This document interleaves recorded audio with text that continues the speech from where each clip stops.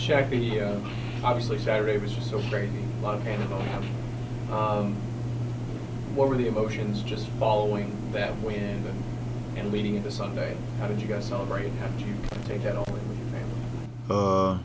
It was amazing. That's one of the reasons why I came to Merida, to win regular season champ, get to the conference tournament. And my mom, I had to share the moment with my mom. She got emotional because it was my last home game here. She enjoyed her time coming to our games and stuff, and it just was amazing. I know the season's not over yet, but when you were being recruited, did you imagine going 51-10 in that stretch? 26-6 last year, now 25-4 here with more games to play. Is it crazy to think you'd be a part of 50+ wins? That was my goal. I sat down with the coaching staff. We met, and they said I can do something special here, and that was my goal. That was one of my individual goals. And when I talked to my teammates, they said they would be behind me, and that's what we did in my 2 years here, which is great. With all that excitement from Saturday, how much do you allow yourself to enjoy that and the regular season title, but also turn that attention to focus on what you have to do on Friday? It's great.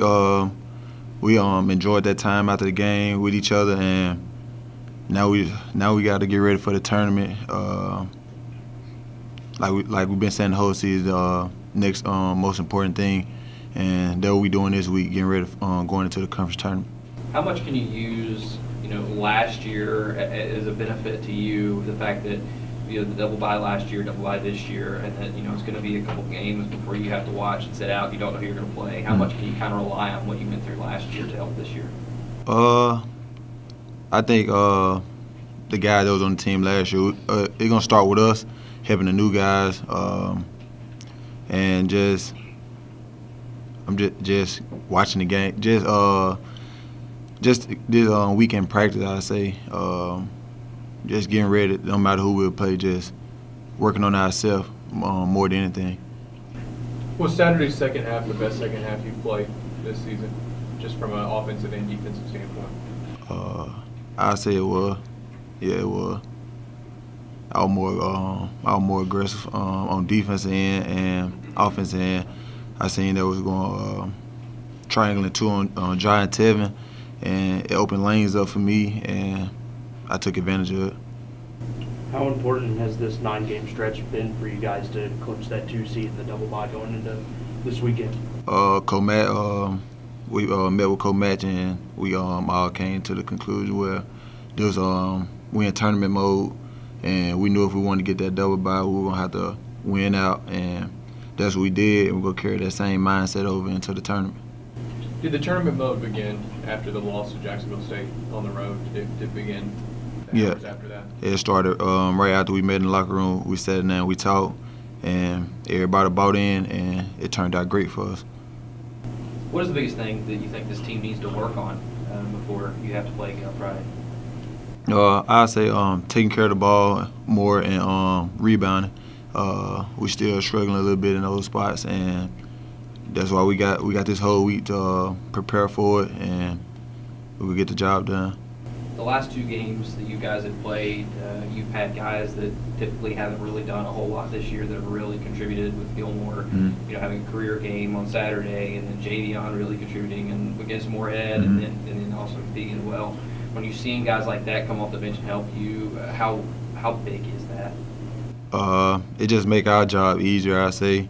It just goes to show those guys stay ready. You never know when you'll be called on, and they proved and showed in practice why they should be playing, and they showed in the game. It paid off in the game, and we just matched their energy, which helped us take the lead on Austin Peay and finish the game out.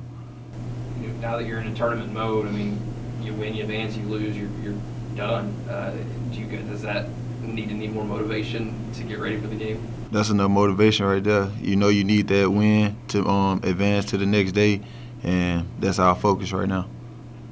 As far as the rebounding that you talked about, you guys have been winning rebounding battles, but maybe not as emphatically as you had earlier in the year.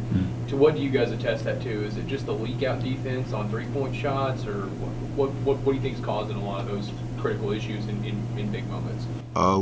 We watching shots go up instead of go. It's like we call it, like we say, escape the paint and go hit, then go rebound. We just turn and watch and try to out jump people, which we know it haven't been working for us throughout the season, but we getting better in that spot.